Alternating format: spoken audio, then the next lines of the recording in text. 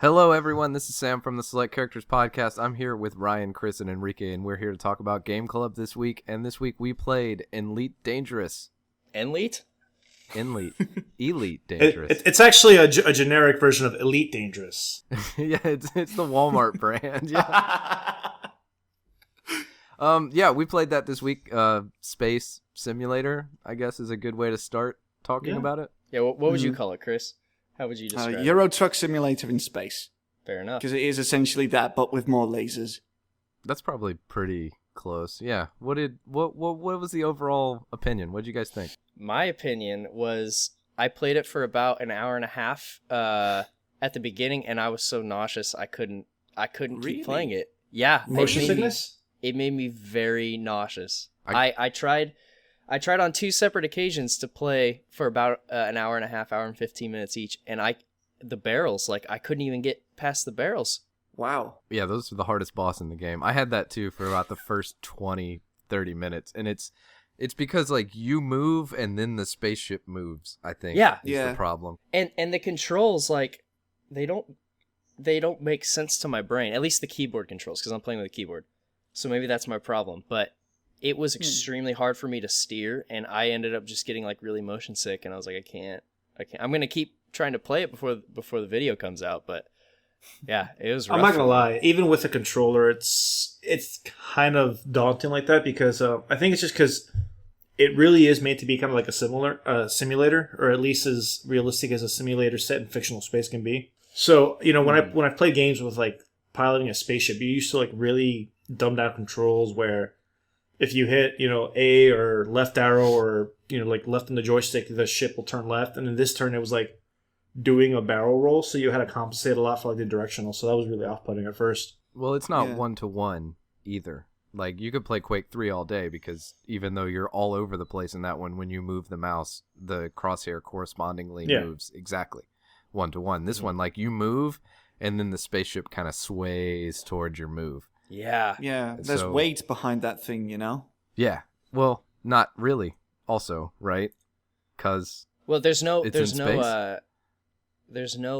your inertia just keeps you going. There's no resistance to anything. I had some difficulties getting used to the controls as well. I tried it on the keyboard first. It didn't sort of dawn on me that I could use the mouse in tandem with that. So I tried the PlayStation 4 controller. That one didn't really work. It was really, really weird to play the game with the DS4. So I went back to the keyboard, and then I discovered that I could indeed use the mouse, and then I was off. I mean, steering is kind of hard, but I think it's meant to be hard. But at least it's manageable if you use the mouse plus keyboard setup. Yeah, there's a learning curve there, but you're absolutely right. After a little bit, you kind of get the hang of it, and I remember the first time I was trying to exit that spaceport, I just totally wiped it. I did some kind of a barrel roll out of that thing, hitting off the rails that are supposed to steer you out, and it was this was just in the tutorial, and I'm just flipping and crawling my way out, and it said objective complete. Yes.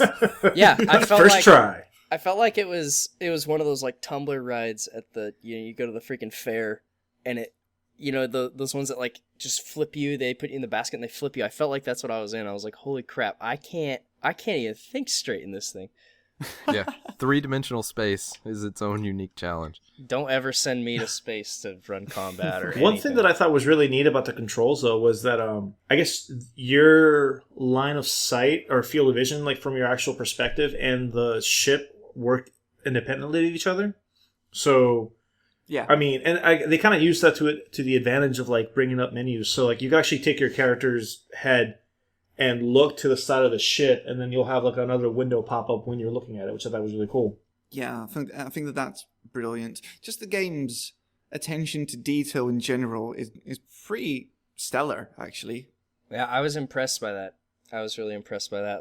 It's a very there's just so much to the game. That's why I told you guys in the chat. I was like, I think I played it, and there's a lot of whatever this is. There's a lot to this game. There's literally a universe. There was one point where the game became a bit too real to me. And that was when I was trying to dock in a space station, where you have to sort of fly into the slot, right, to get into the space station. And some other random dude, he cut me off and because of that, I bumped into the side of the space station, and I got a fucking fine. Oh no. But if I understand fines correctly, if you don't pay them on time, players can take out a bounty on your head, which I think is actually pretty fucking fantastic. Yeah, I like the bounty system, which is a cool. I mean, if this feels like it's almost like Eve Light, because it doesn't have a lot of like the spreadsheet complexity that Eve has, because it does have a lot of the player run like systems that it does. You know, in terms of like calling in a bounty on somebody else, cashing into that bounty. I think Chris said that he stole a shipment from one player and then delivered it for the money. Yep, pretty much. I shot down some dude and he had slaves, and then I had slaves, and I was trying to send that to sell them off, but stuff happened and I exploded. Basically, I mean, from a technical standpoint, the game was like, it makes me want an Oculus Rift and a joystick. Like, I want that to kind of be bundled together as like one, like a full simulator experience.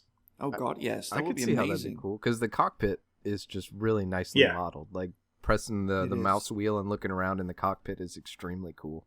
And realizing that, you know, like when you switch over to the travel screen, like your mouse still controls the ship. So when you're trying to mouse on that screen and you start spinning out of control, like, okay, wait a minute. Middle mouse button, dude. Middle mouse button. Yeah, I have to use like tab and this kind of thing. Was that newspaper in there? Was that all player events? I think some of those things are like the hourly power play reports and stuff. I think those are definitely just random write-ups done due to players' actions, because you find a lot of the same wording and the same sentences in every single one of them, but the data is different every single time. So I think that one is a result of player interaction. Plus, player interaction is actually a pretty big thing in this game due to the power play system, where you have different factions that are all vying for control over the universe. And you can do missions and stuff to help expand your faction's reach. And so you have this ongoing war between players. And I didn't really know that, so I signed up to a faction. And then just went on my merry way, you know, trucking stuff from here to there. And I kept getting pulled out of Hypercruise, I think it's called. I kept being pulled out of Hypercruise by other players or NPCs who wanted to just kill me because I wasn't part of the faction that they were a part of. So player interaction is a pretty big thing in that game. Well, I mean, I liked, first of all, that whenever the computer lady says frame shift, it sounds like friendship. Yeah. A lot of players in the community actually call it the friendship drive. Yeah, so that's a nice one. But I think overall, man, it just, so many space games suffer from the problem that space is huge. Right. Mm-hmm. And like coming to terms with how you travel in that has always been a problem with like so many space games, all the way back to when you're playing a trading space game and it's top down, like just crossing that enormous distance. In this game, I think also suffers from the same problem. Like getting places is just tedious. Yeah, if you're not a pirate, you will be having insane amounts of downtime, because I don't like the combat system at all. I suck at it, you know. I always end up getting blown up and my cargo's gone and stuff. I don't like that. So I decided pretty much from the get-go, like, I'm just going to be a trader, basically. And that really means that you have the most boring job in the game, because you're just ferrying stuff from one place to the other. So there's a lot of downtime there, especially because Super Cruise takes a long time to get you to your destination after you've sort of warped into that system that you need to be at. Yeah. And on top of that, it's pretty hard to get out of Super Cruise sometimes, because for some inexplicable reason, even though you can keep your throttle in the blue on that bar, that's supposed to slow you down automatically as you near your objective. But for some reason, it won't always do that.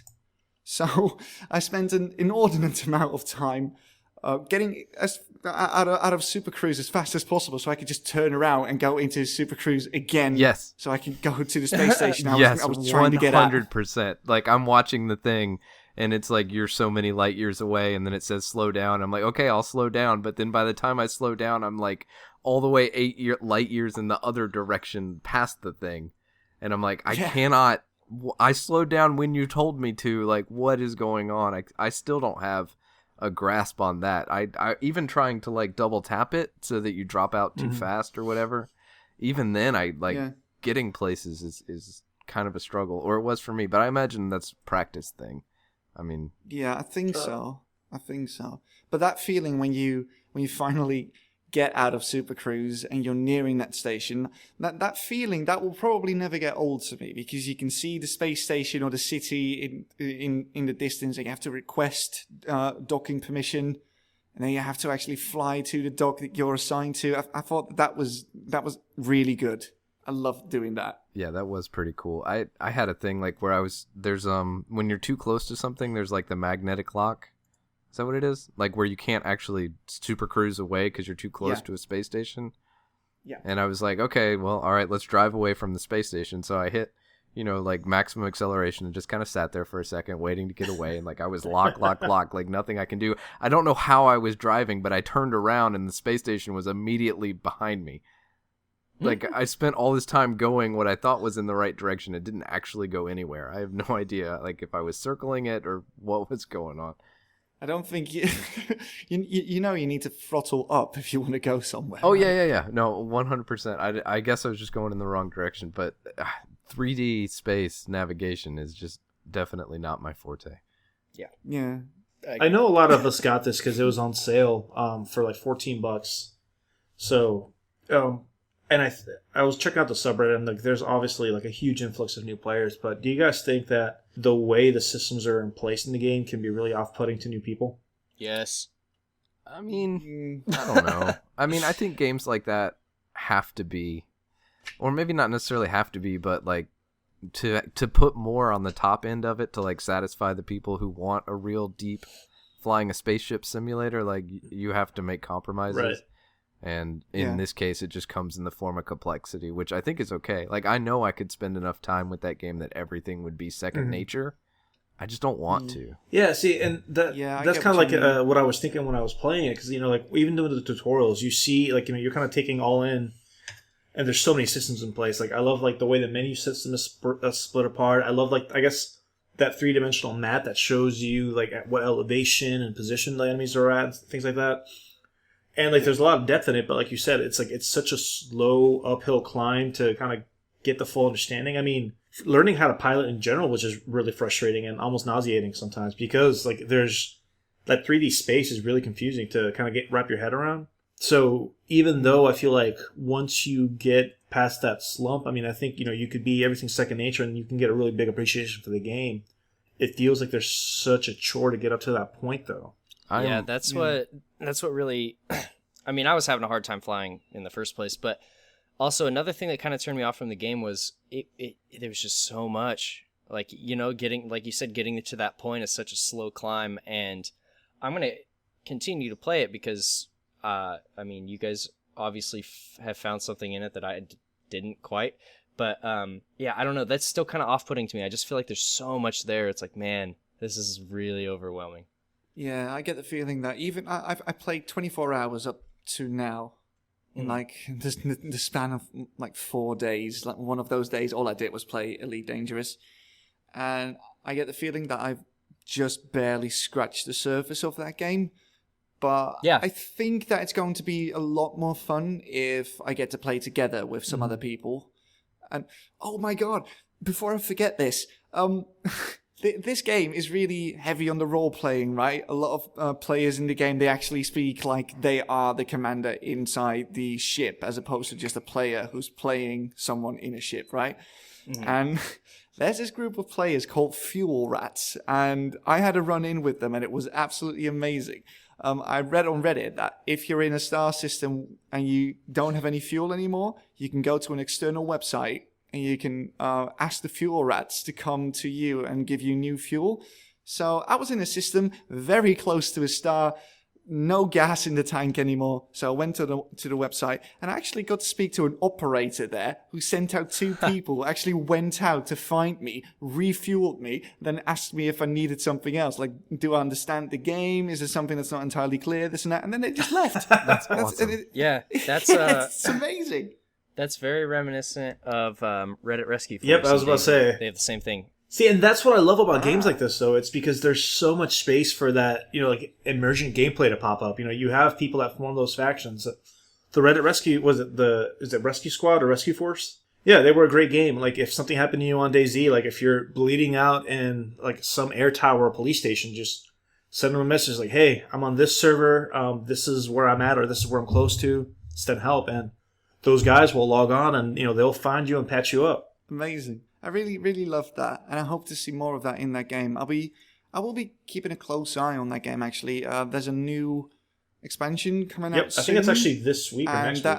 I think it's this week or next week. Oh, right. The major draw is that you'll be able to land on planets and do stuff on planets, like mine resources, raid bases, and stuff. I don't know. That kind of feels like something I really want to do, even though I'm fully aware that I'm probably sick of it within 5 hours. Mm-hmm. It's definitely a game I would recommend everyone with only a passing interest in either space or simulators to give it a try, because it is a lot of fun. And especially if you're like me and you're looking forward to playing No Man's Sky, this is No Man's Sky, the training grounds. I'm sure of it, because it feels like how No Man's Sky looks, really. I think that's a fair assessment. I think it's definitely worth trying, and I think for certain people, it's going to be absolutely their jam. Yeah. I mean, like, you could see, like, if this was the kind of thing that you'd been looking for, this was a good place to go. So, any ending statements from Enrique or Ryan? I'm gonna keep giving it a shot. I don't know. I don't know if it's the game for me, but I'm still gonna give it a fair shot because I think it deserves that, and I think it's a really polished game, and I think it has kind of infinite possibilities to the gameplay. It's just I don't know if it was the game for me. Yeah, I'm definitely I can definitely appreciate all the systems that are in place. For me, it's funny that you actually made the connection to DayZ earlier, Ryan, because that's actually what it kind of reminds me of in terms of the scope of it. That there's a lot of systems in place that for somebody just breaking into it, it can seem a little overwhelming, kind of wrapping your head around everything. But giving time, I think it's something you can definitely kind of become proficient at and really enjoy. Yeah, I think that's the main thing is you got to have at least a little bit of time to really dive into it, and unfortunately that's something I'm short on. But yeah, I don't know. When I play the game, I don't play it and think this feels like a bad game at all. It feels like a very, very polished game. My thought was always as nonsensical as it is, but when I was playing it, I was like, this isn't as good as the real thing. Like, I understand that is like a silly thing to think, but I was like, if I was really doing this would be the coolest thing I can imagine, but playing it in a video game is just not doing it for me. Well, time to get that Oculus Rift and try again. Dude, I'm not gonna lie. I played, I think at PAX last year, I played not Elite Dangerous. I think it was Dreadnought, which is a similar style game. And they had the Oculus Rift with a joystick, and that in itself is a completely different experience. Yeah, oh man, I can imagine. I was wishing so much that I had a joystick. Yeah, right. That would have made the entire experience so much better, because I can play the game with the keyboard and the mouse, but everything just screams a flight stick. Everything. Yeah. So overall, man, Elite Dangerous is a well-made game. It's pretty cool. It's worth checking out. It's certainly worth checking out. So that would wrap up Game Club for this week. If you had any thoughts on Elite Dangerous, you can email them into selectcharacters@gmail.com. And or comment. We'll be what? Or comment on the video. Oh, shit, that's right. This is on YouTube. Okay, yeah. YouTube has a comment system. You can leave comments below on the video. Let us know your thoughts. And we'll be back with another Game Club.